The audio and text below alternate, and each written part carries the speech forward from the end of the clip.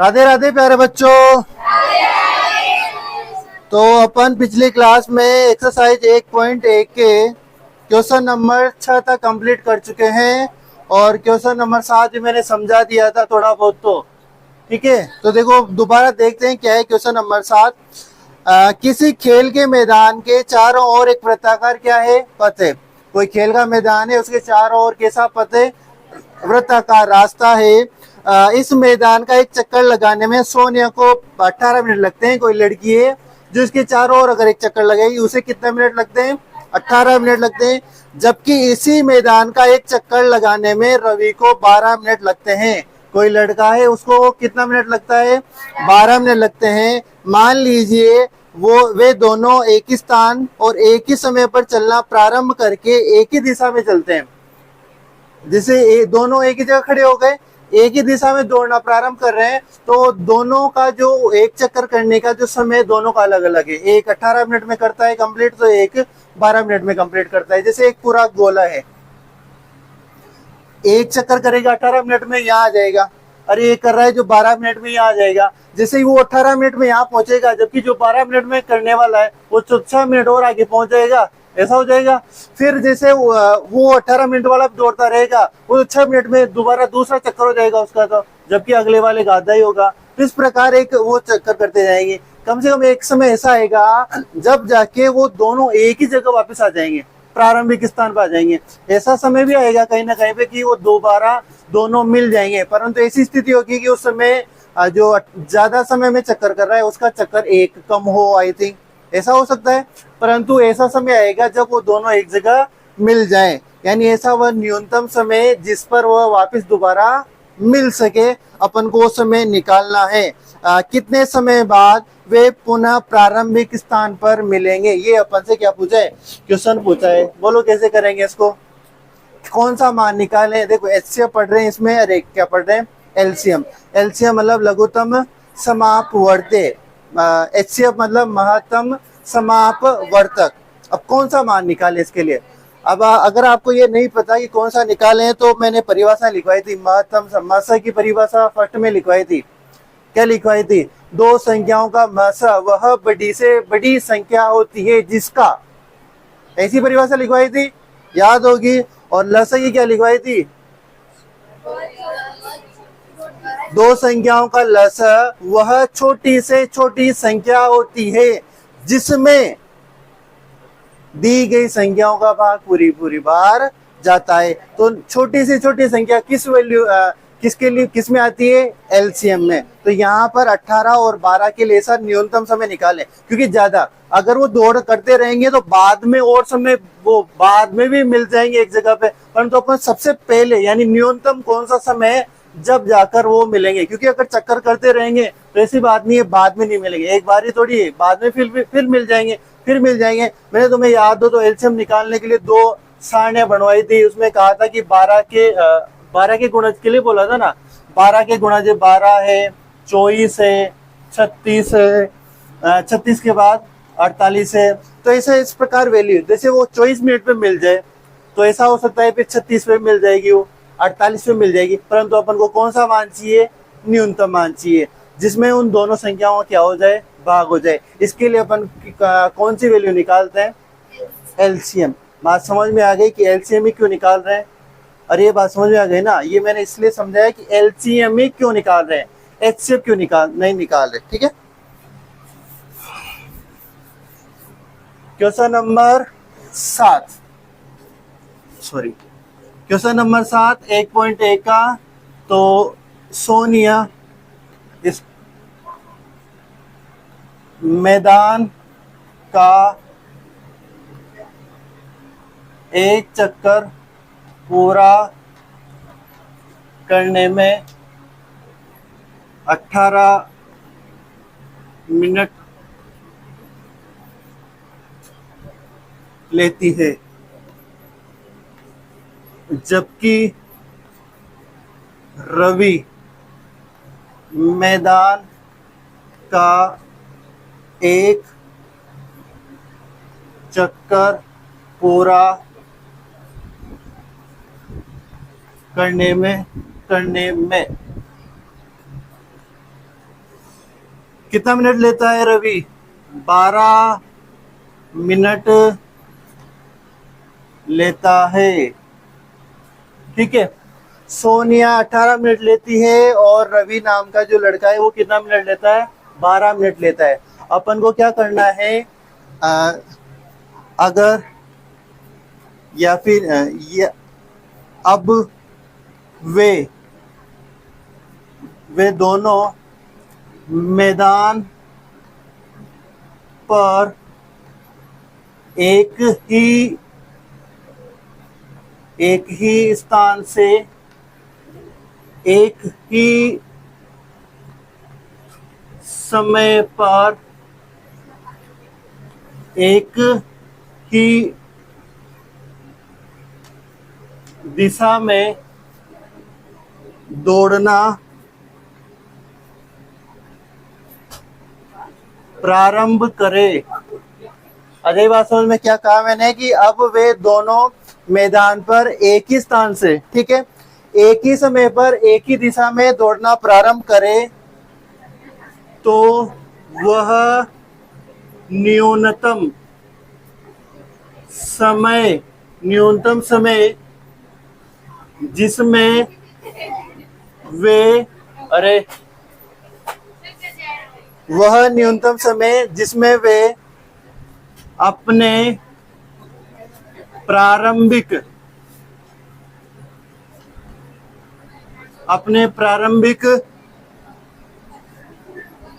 स्थान पर मिलेंगे। इधर सुनो, वे दोनों मैदान पर एक ही स्थान से एक ही समय पर एक ही दिशा में दौड़ना प्रारंभ करें तो वह न्यूनतम समय जिसमें वे दोनों अपने प्रारंभिक स्थान पर मिलेंगे वह मान 12 व 18 का एलसीएम होगा। क्या होगा? 12 व 18 का एलसीएम होगा। इसका मतलब अपन को 12 व 18 का क्या निकालना है? एलसीएम। अब एलसीएम निकालने के लिए क्या करते हैं? सबसे पहले 12 व 18 क्या निकालते हैं? अभाज्य गुणनखंड। तो 12 के अभाज्य गुणनखंड, 12 के अभाज्य गुणनखंड आएंगे 2 इंटू 2 इंटू 3, ये आएंगे। इसको मैं 2 की घात 2 इंटू 3 लिख सकता हूँ क्या? और यहाँ क्या लिखूंगा? 18 के अभाज्य गुणनखंड। 1 मिनट यहाँ तक उतारो, फिर मैं आगे करवाता हूँ। ये उतार ही लिया होगा, आगे देखना।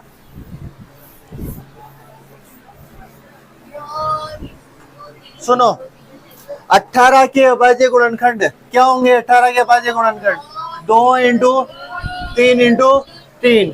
इसको मैं ऐसे लिख सकता हूँ 2 इंटू 3 की घात 2। अब अपन क्या लिखेंगे? एलसीएम 12 व 18। एलसीएम के लिए मैंने क्या कहा था? प्रत्येक जगह देखना और अधिकतम घात देखता, यही कहा था। तो प्रत्येक जगह देखोगे मतलब यहाँ देखना, मतलब दोनों के अभाज्य गुणनखंड में देखना होगा। सबसे पहले अपन को 2 दिखा तो 2 लिखेंगे। 2 की कौन सी घात? अधिकतम घात। 2 की अधिकतम घात कितनी है? 2, क्योंकि यहाँ एक घात है, यहाँ कितनी घात है? 2। फिर अपन ने लेकर आगे देखा, यहाँ कितना आ रहा है? 3। 3 को लिखेंगे। 3 की कौन सी घात देखनी है? अधिकतम। अधिकतम घात कितनी है? 3 की घात 2। इनको सोल्व करोगे तो 2 की घात 4। इसको सोल्व करोगे तो 9 9 चौक 36, यानी अगले 36 मिनट बाद वो दोनों एक ही जगह पर प्रारंभिक स्थान पर मिल जाएंगे। आ जाएगी बात समझ में? कौन से मिनट बाद? 36 मिनट बाद। यहाँ तक उतारो, फिर नीचे लाइन लिखवाता हूँ। ये 2 लाइनें, 2 से 3 लाइनें ये उतारो, फिर एक लाइन लिखवाता हूँ। ये उतार लिया ना? इसके नीचे लिखना अतः सोनिया व रवि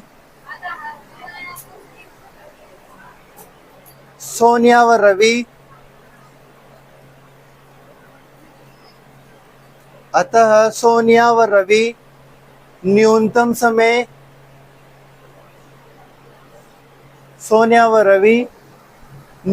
समय 36 मिनट न्यूनतम समय 36 मिनट बाद 36 मिनट बाद 36 मिनट बाद प्रारंभिक स्थान पर होंगे।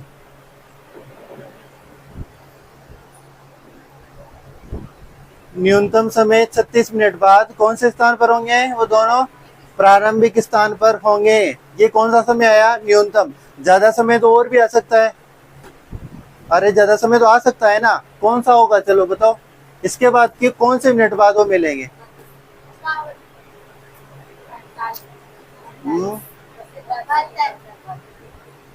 हाँ 72 है ना। कौन सा समय? 72। ठीक है। यहाँ तक इसके साथ ही अपना जो एक्सरसाइज 1.1 थी वो क्या हुई? कंप्लीट। ठीक है। अरे किसी की दिक्कत है क्या? अगर अपन एक छोटी बात करें तो इस अध्याय में यानी एक्सरसाइज 1.1 में अपन ने क्या चीज सीखी? एक तो किन्हीं 2 या 3 संख्याओं का एचसीएफ निकालना और एलसीएम निकालना। ठीक है, ये सीखा मोटी मोटी बात। तो यही यहाँ से 2 नंबर का क्वेश्चन बनता है। कोई 2 संख्या देते और इसी में एक सूत्र पढ़ा था, 2 संख्याओं का गुणनफल बराबर होता है दोनों संख्याओं के एचसीएफ एलसीएम के गुणनफल के। ये 2 से 3 बातें अपन इसमें सीखी। अब टॉपिक डालो परिमेय संख्या। टॉपिक डालो परिमेय संख्या। परिमेय संख्या टॉपिक लिखो। इसमें लिखो। आते होगा नहीं परिभाषा तो किसे कहते हैं? परिमेय संख्या किसे कहते हैं?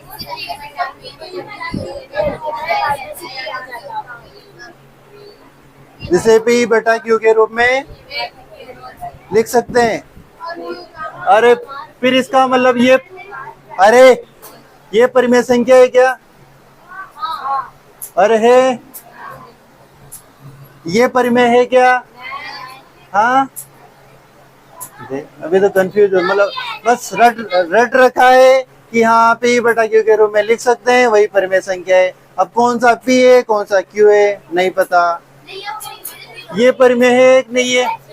एक नहीं है, है? चलो फिर ये बताओ मेरे को, ये है? चलो है तो। अरे ये क्यों नहीं है? चलो फिर ये है? अरे ये है कि नहीं है? ये है ना। इसके नीचे अगर मैं 1 लिख दूं तो है। ठीक है। ये वाली एक नहीं है? चलो ठीक है। देखो इधर सुनो, परिमेय संख्या के लिए ऊपर अगर आपके 0 आ जाता है यानी अंश में 1 2 3 0 कुछ भी आ जाए अंश में चल जाएगा, परंतु हर में 0 नहीं आना चाहिए। अगर हर में 0 आ गया यानी कहीं पे 0 से डिवाइड हो रही है कोई संख्या तो वह उसका मान आप एग्जिस्ट नहीं करता। ठीक है। तो परिमेय संख्या टॉपिक डाला आपने, उसमें लिखना। वैसे ये आपको पढ़ा हुआ है, बस इसको लिखवा रहा हूँ, कोई नहीं लिखना। वे संख्याएं जिन्हें P बटा Q के रूप में, वे संख्याएं जिन्हें P बटा Q के रूप में लिखा जा सकता है।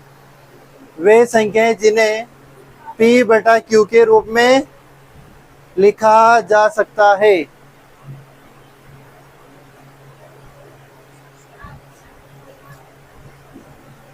P बटा Q के रूप में लिखा जा सकता है। जहां Q is not equal to 0, Q is not equal to 0, Q is not equal बराबर नहीं है किसके? 0 के है। जहां Q is not equal to 0 है। अरे बात समझ में आ गई क्या? आपने लिखा कि परिमेय संख्याओं को P बटा Q के रूप में लिखा जा सकता है। दैट मीन्स कोई भी संख्या हो उसको भिन्न रूप में लिख सकते हैं ना। तो यहाँ पर नीचे क्या आ रहा है, हर में Q आ रहा है, तो इस Q के स्थान पे क्या नहीं होना चाहिए, 0। यानी Q, ये देखो पहले यहाँ पे क्या था, बराबर था, फिर बराबर को क्या मैंने काटा, तो बराबर नहीं है किसके, 0 के। कौन, Q। यानी Q इक्वल नहीं है किसके, 0 के। तो Q is not equal to 0 परिमेय संख्या में। तो Q 0 के बराबर नहीं है। जैसे आगे लिखना उसमें, जैसे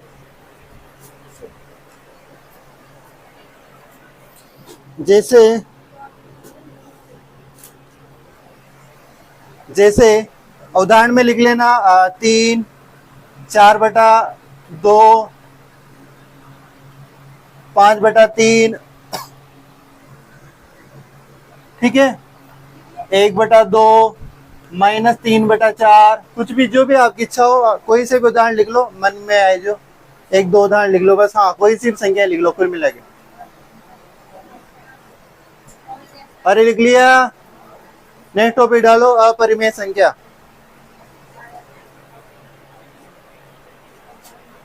नेक्स्ट टॉपिक डालो, अपरिमेय संख्या। अब इसकी क्या परिभाषा होगी, जिन्हें P बटा Q के रूप में नहीं लिख सकते, ठीक है। चलो, अपरिमेय टॉपिक लगा लिया। हाँ, इसमें लिखना वे संख्याएं जिन्हें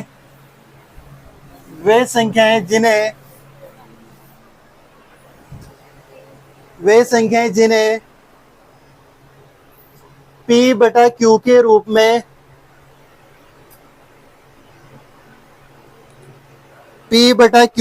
में नहीं लिखा जा सकता।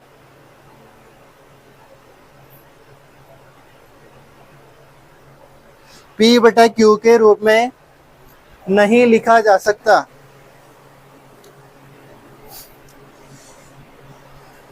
आ जाएगी बात समझ में। तो इनके उदाहरण क्या होंगे, उदाहरण जैसे कौन कौन संख्याएं लिखोगे इसमें, √2, √3, √4 लिख दो क्या, और √4 लिख दो क्या, परिमेय है ना ये। क्यों परिमेय है, क्योंकि 4 का वर्गमूल निकालो कितना आएगा, 2, और 2 एक परिमेय संख्या। तो 4 नहीं आएगा, क्या आएगा यहाँ पे, 5 आ जाएगा, 5 आ जाएगा, 7 आ जाएगा, ठीक है। इस प्रकार लिख लो, जैसे √2, √3, √5, √7। क्या √1 आएगा क्या, अरे 1 आएगा क्या, चुप हो जाते हो एकदम। अरे नहीं आएगा, बोलो, थोड़ा कॉन्फिडेंस रखा करो अपने ऊपर। अगर आता है तो बोल दे, अगर नहीं आएगा, नहीं आता तो फिर नहीं आएगा। तो 1 क्यों नहीं आएगा, क्योंकि 1 का वर्गमूल 1, और 1 क्या है, परिमेय संख्या। आ जाए बात समझ में। तो 1 क्या हो जाएगी, परिमेय संख्या। तो ये संख्या है, ठीक है। यहां तक लिख लिया क्या, अगली लाइन में लिखना, अपरिमेय संख्या में, अगली लाइन में लिखना, अपरिमेय संख्या में किसी संख्या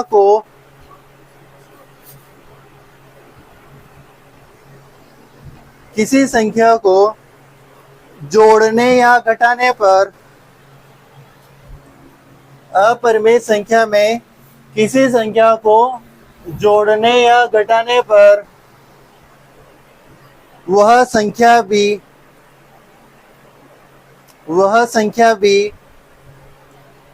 अपरिमेय होती है।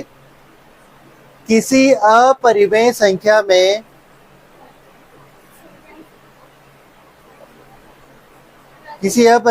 में क्या लिखा, किसी संख्या को जोड़ने या घटाने पर वह संख्या भी अपरिमेय होती है। आ जाइए बात समझ में। यानी कोई अपरिमेय संख्या है, उसमें आप कोई सी भी और संख्या जोड़ रहे हो या फिर घटा रहे हो, तो वो संख्या भी क्या होगी, अपरिमेय होगी। जैसे कि मैंने लिखा √2। ये क्या एक परिमेय संख्या अपरिमेय संख्या है ना। अगर मैं इसमें एक जोड़ दूं, चार जोड़ दूं, कुछ भी संख्या जोड़ दूं, या फिर जैसे √3 है, इसमें से चार घटा दूं, तीन घटा दूं, कुछ भी घटा दूं, जोड़ दूं, तो ये संख्या भी यानी √2 + 4 यानी √3 - 3 ये भी क्या होगी अपरिमेय। यानी किसी अपरिमेय संख्या में कोई सी भी संख्या घटा दो या जोड़ दो, वो संख्या भी क्या हो जाएगी अपरिमेय। ठीक है, इसको उदाहरण के रूप में लिख लो।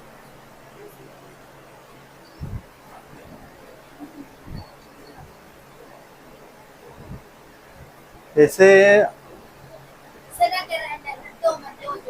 मैं सॉरी मेरे यही माइंड में रहा था, इसमें परिभाषा में एक गलती होगी। अपन ने क्या लिखा, किसी अपरिमेय संख्या में किसी अपरिमेय लिखा था ना मैंने, किसी संख्या ऐसा लिखा था क्या।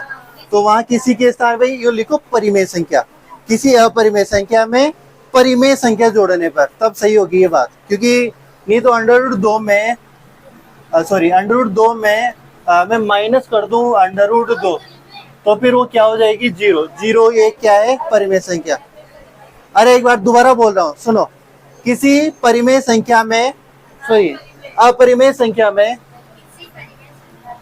अपरिमेय संख्या में परिमेय संख्या जोड़ने या घटाने पर वह संख्या अपरिमेय होगी। कौन सी संख्या जोड़ोगे या घटाओगे, परिमेय। ठीक है ना। किसी अपरिमेय संख्या में परिमेय संख्या जोड़ने या घटाने पर वह संख्या कौन सी हो जाएगी अपरिमेय। ठीक है, तो अब इसमें आप 4, 2, 3 अगर यही घटाओगे जोड़ोगे तो ये संख्याएं कौन सी हो जाएगी अपरिमेय। उदाहरण के रूप में लिख लिया, 2-3 संख्या लिख लेना अपने मन से, कोई और भी बना के। यहाँ तक बात समझ में आ गई। अब इस अध्याय की मोस्ट इंपोर्टेंट बात जो अपन को सीखनी है, √2 है, √3 है, √5 है, इनको क्या सिद्ध करना, अपरिमेय सिद्ध करना। तो प्रमेय आ रही है आपके, कौन सी है ये 1.3। √2 एक अपरिमेय संख्या है, √2 एक क्या है,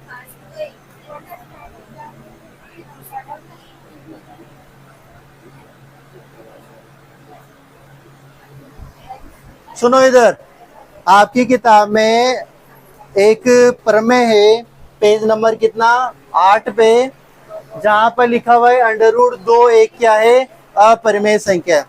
अब इसको अपन को क्या करना होगा, सिद्ध करना होगा कि ये √2 एक क्या है अपरिमेय संख्या है।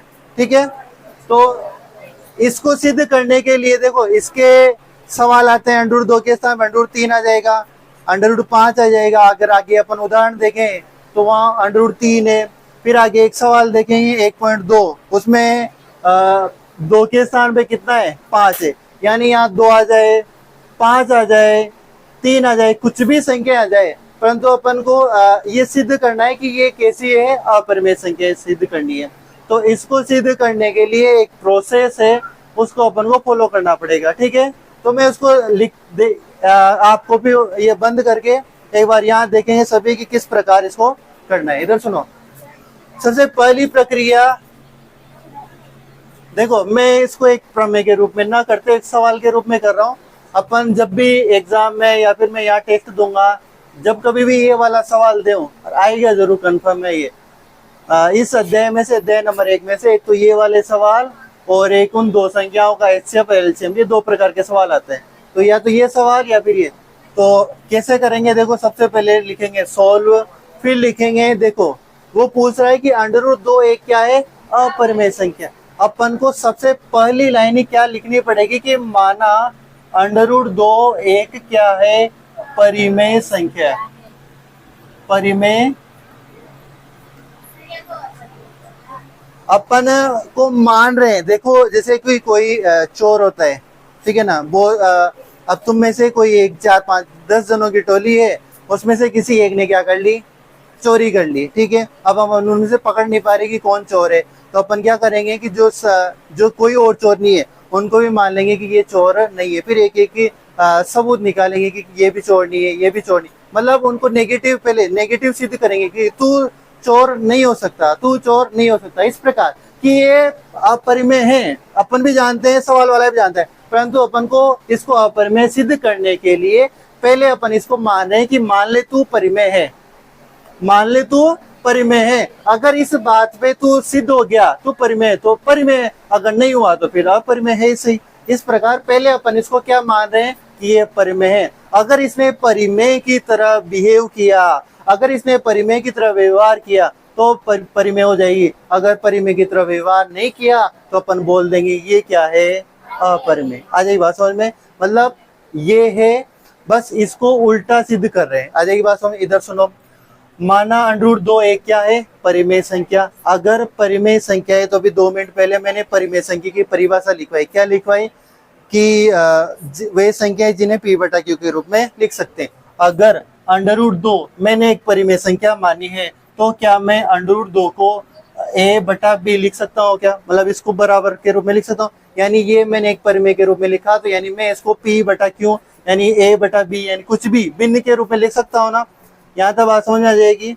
मैंने क्या किया कि ये अपन को सिद्ध करना है। इसको सिद्ध करने के लिए अपन ने इसको मान लिया कि ये क्या है, परिमेय संख्या। ये परिमेय संख्या है तो अपन ने कहा कि √2 a/b मान लिया। अब a/b यहाँ पर इसको सबसे पहले तो देंगे समीकरण नंबर 1। क्या देंगे, समीकरण नंबर 1। और ये a और b है ना, ये आपको देखो a यहाँ a व b सह अभाज्य संख्या है, सहभाज्य संख्या है।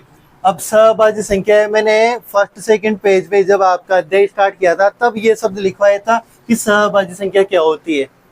बोलो वहां पे परिभाषा पढ़ो, जल्दी से फटाक से पढ़ो कि सहभाज्य संख्या की परिभाषा क्या लिखवाई थी मैंने।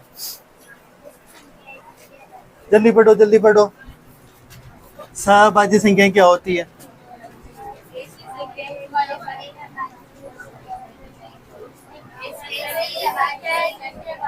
ऐसी संख्याएं जिनके अभाज्य गुणन में कोई भी संख्या उभयनिष्ठ नहीं हो। इसके लिए अपनी देसी भाषा में ऐसी एक शब्द यूज लिया था कि वे संख्याएं जो किसी संख्या से कटती नहीं हो। इसका मतलब a/b एक ऐसी संख्या है जो किसी भी पहाड़े से नहीं कटती। इसका मतलब ये 3 और 5 हो सकती है, ये कट रही है क्या किसी पहाड़े से? ये 5/7 हो सकती है, कट रही है क्या किसी पार? ये 2/7 हो सकती है, कट रही है किसी पार? यानी ये ऐसी संख्या है जो किसी भी पहाड़े से नहीं कट रही, पर फिर भी ये क्या है, एक परिमेय संख्या है। इस वजह से मैं इसको p/q के रूप में लिख सकता हूँ। यानी a व b में एक ऐसी कोई संख्या नहीं है जिसमें दोनों का भाग जाता हो। इसका मतलब यही हुआ, सहभाज्य का मतलब यही हुआ ना। यानी √2 को मैंने a/b माना और यहाँ पर a/b ऐसे माने हैं जो सह अभाज्य है, यानी इन a व b में किसी एक ही संख्या का भाग नहीं जाता। यहाँ तक बात समझ में आ गई क्या? किसी की दिक्कत है क्या? अगर यहाँ पर √3 का सिद्ध कर रहे होते तो यहाँ क्या आ जाएगा, √3। यहाँ पे भी क्या आ जाएगा, √3। अब आगे प्रोसेस पढ़ते हैं। आगे क्या होगा इसमें, आगे क्या होगा, यहाँ पर अपन करेंगे, देखो ये एक समीकरण बन गए। इधर ये लेफ्ट पार्ट हो गया, इसका ये राइट पार्ट हो गया। तो अपन क्या लिखेंगे, दोनों पक्षों का वर्ग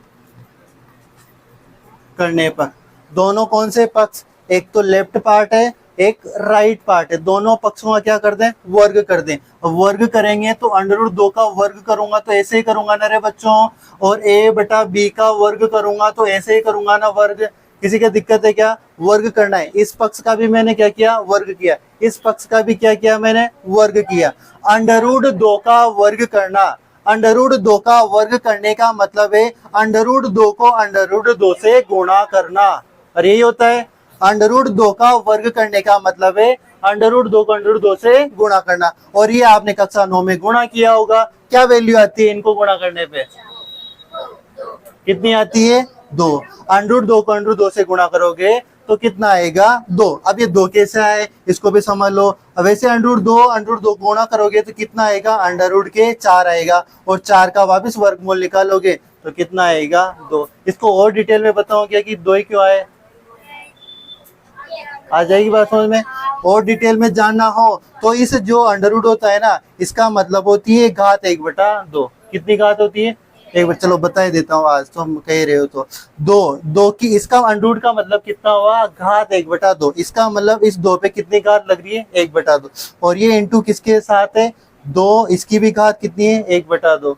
आधार ये सॉरी आधार समान होती है तो घातें क्या हो जाती है, जुड़ जाती है। इसका मतलब 1/2 प्लस 1/2 जुड़ेंगे नहीं जुड़ेंगे। जब 1/2 और 1/2 जुड़े तो 1 हुआ नहीं हुआ, 2 की घात 1 का मान 2 हुआ नहीं हुआ। आ जाएगी बात समझ में, 2 क्यों आए आगे बात समझ में। दोनों तीनों तरीके से मैंने बता दिया कि 2 क्यों आते हैं। तो इधर सुनो, मेरे को ये बताओ, अंडर रूट 2 का मैं वर्ग करूंगा तो कितना आया 2, परंतु इधर तो 2 आ गया, पर इधर क्या आएगा a²/b²।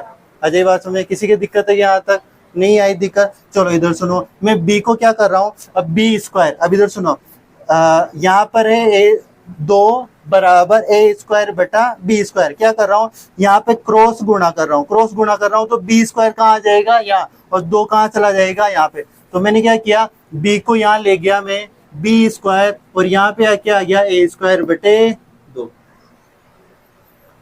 यहाँ तक बात समझ आई। क्या किया मैंने कि इनको क्रॉस मल्टीप्लाई किया, तो b² तो यहाँ आ गया और 2 कहाँ आ गया यहाँ। यहाँ तक बात समझ में आ गई। अब अपन क्या करेंगे, इसको समीकरण नंबर क्या दे दो तुम, 2 दे दो। इसको क्या दे दो, समीकरण नंबर 2। अब इसके नीचे इधर सुनो, अब मेरे को ये बताओ, यहाँ पर a² में किसका भाग जा रहा है, 2 का। a² में किसका भाग जा रहा है, 2 का। इधर सुनो, मेरे को ये बताओ, अगर 25 है, 25 में 5 का भाग जाता है, जैसे मैं 25 में किसका भाग जाता है, 5 का, और 25 किसका स्क्वायर है, 5 का। अगर इस 25 का वर्गमूल निकाल दो तो वो कितना होता है, 5। क्या इस 5 में 5 का भाग जाएगा, क्या जाएगा। इधर सुनना, मैं क्या समझाना चाह रहा हूँ, समझना उसको।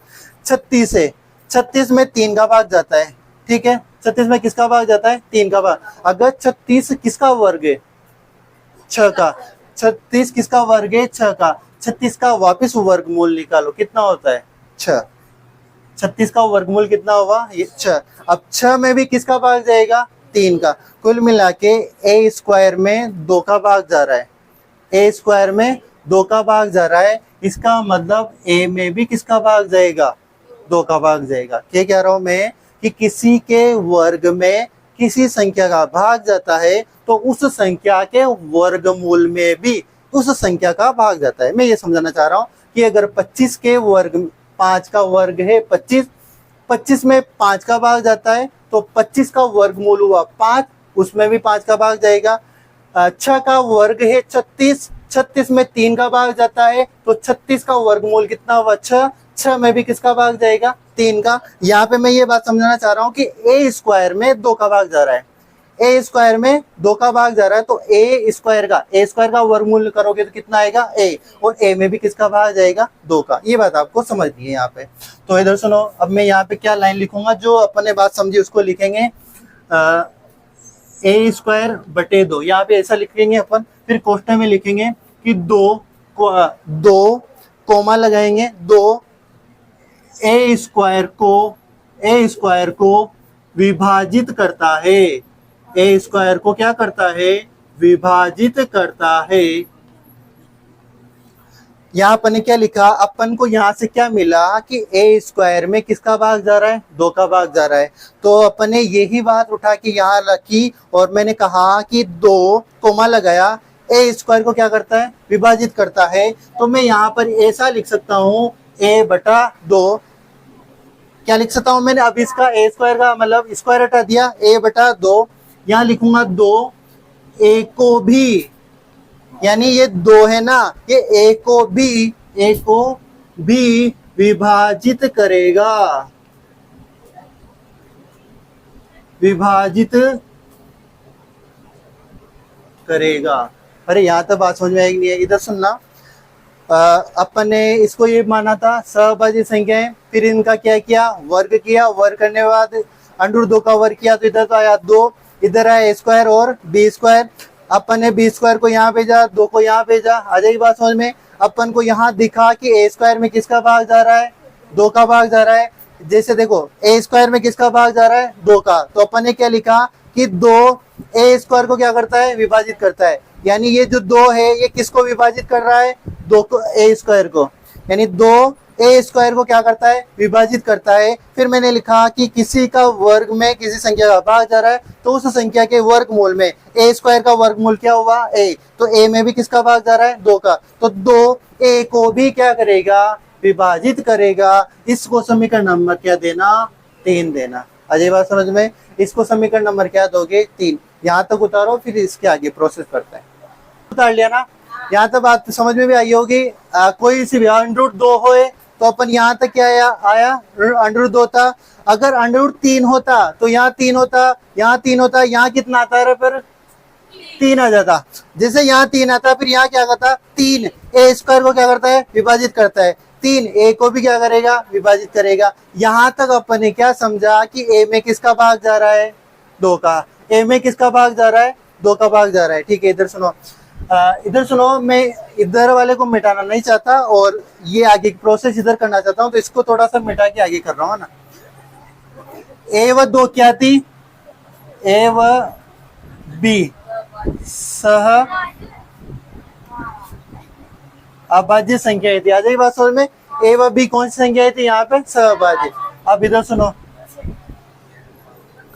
अब आगे यहां तक करने के बाद अब आपको क्या करना है, समीकरण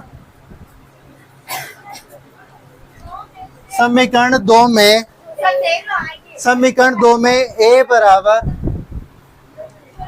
2c रखने पर क्या करना है, इधर सुनो। जैसे ही ये आप यहाँ सोल्व करते आओगे, समीकरण नंबर कौन सी आएगी, 2।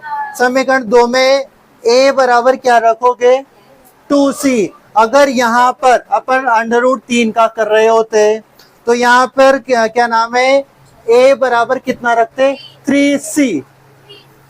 और अगर √5 का कर रहे होते तो a बराबर क्या रखते, 5c। आ जाएगी बात समझ में। 3 का कर रहे होते तो 3c, 2 का कर रहे हैं तो क्या रख रहे हैं, 2c। a बराबर 2c। 3 का कर रहे होते तो a बराबर 3c। तो क्या किया, √2 में a बराबर 2c रखने पर अब समीकरण नंबर 2 कहाँ, ये रही। तो बी स्क्वायर बराबर ए स्क्वायर बटे क्या था, 2 था। ए स्क्वायर बटे क्या था, 2 था। इस ए के स्थान पे क्या रखना है अपन को, 2c। ए के स्थान पे रखना है 2c। क्या ए का स्क्वायर हो रहा था, क्या ए का स्क्वायर हो रहा था, तो 2c का भी क्या होगा, स्क्वायर होगा। 2c का भी क्या होगा, स्क्वायर होगा। अब स्क्वायर करो तो इधर सुनो, यहाँ तो क्या आएगा, बी स्क्वायर। 2c, 2 का स्क्वायर कितना हुआ, 4। c का स्क्वायर कितना हुआ, c स्क्वायर। नीचे कितना है, 2। आ जाएगी बात समझ में। अब यहाँ इसको करने के बाद बी स्क्वायर, क्या 4 में 2 का भाग जा रहा है, क्या जा रहा है, तो ये 2c स्क्वायर, मतलब ये सुनो, 2 का भाग इसमें गया तो 2c स्क्वायर। यहाँ तक बात समझ में आ गई, किसी की दिक्कत है कि यहाँ तक नहीं है ना। तो बी स्क्वायर बराबर क्या आ गया, 2c स्क्वायर। अब इधर सुनो, मेरे को एक बात बताओ, इधर है 2c स्क्वायर, इधर है बी स्क्वायर। क्या मैं इसको ऐसा लिख सकता हूँ क्या, बी स्क्वायर बटे 2। ये 2 इधर गुणा में है, इधर आएगा किस में हो जाएगा, डिवाइड में। क्या ये वाली स्थिति थोड़ा ऐसी लग रही है क्या कि बी स्क्वायर, यहाँ ए स्क्वायर में किसका भाग जा रहा था, 2 का। यहाँ बी स्क्वायर में किसका भाग जा रहा है, 2 का। पीछे यहाँ ध्यान दो, देखो यहाँ पे आपको क्या मिला कि बी स्क्वायर में किसका भाग जा रहा है, 2 का। तो मैं यहाँ क्या लिखूंगा, बी स्क्वायर बटे 2। फिर क्वेश्चन में क्या लिखूंगा, 2 बी स्क्वायर को क्या करता है, विभाजित करता है। 2 बी स्क्वायर को विभाजित करता है। यहाँ तो बात समझ में आ गई। 2 किसको विभाजित करता है, बी स्क्वायर को। फिर यहाँ लिखोगे, जैसे अपन ने यहाँ लिखा था ए स्क्वायर बटे 2, तो यहाँ लिखा था 2 ए स्क्वायर को विभाजित करता है, तो यहाँ लिखा 2 बी स्क्वायर को क्या करता है, विभाजित करता है। यहाँ फिर इसके नीचे अपन ने लिखा था a बटा 2, ए बटा 2, तो यहाँ पे क्या लिखूंगा, बी बटे 2, बी बटे 2, और यहाँ क्या लिखूंगा, 2 बी को भी क्या करेगा, विभाजित करेगा।